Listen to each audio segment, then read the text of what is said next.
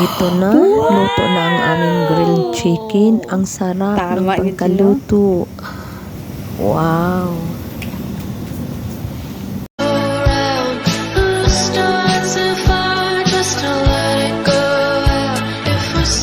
Mundo.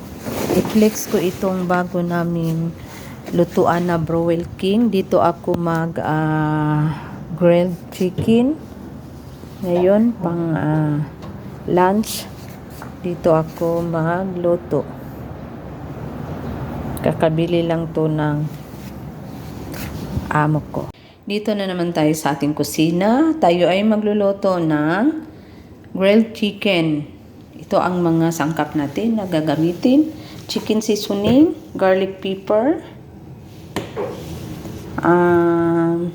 garlic powder, salt and pepper, curry powder, at itong turmeric powder, at itong dalawang chicken cubes. Lagyan natin na olive oil.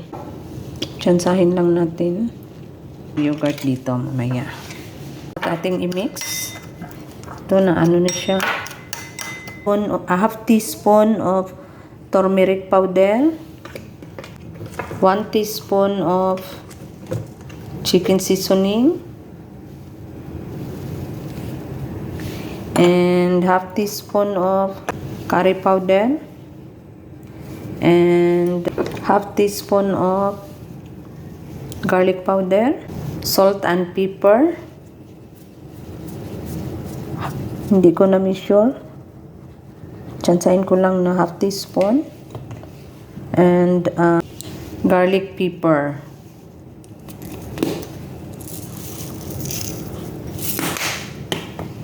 At isang kutsarang yogurt.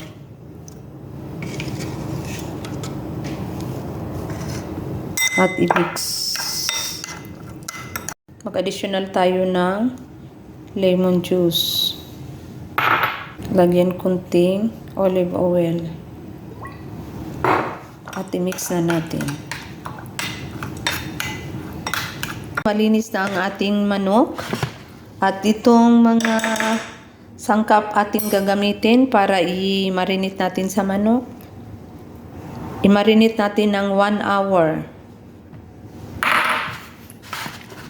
Lamasin lang natin.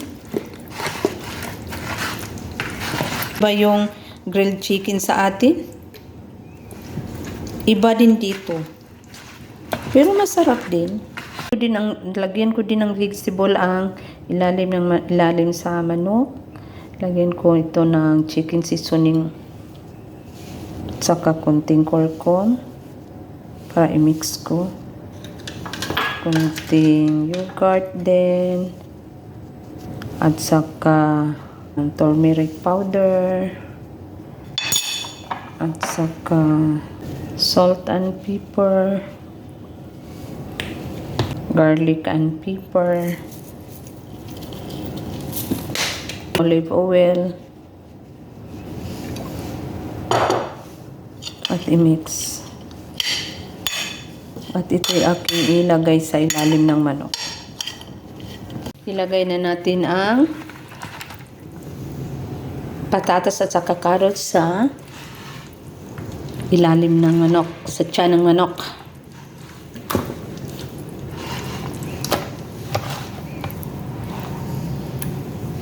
Natin ilagay ang manok. Ito natin sa ito. Ito na, naka-ready na ang ating manok. Ito natin ito i-grilled sa labas. Chicken.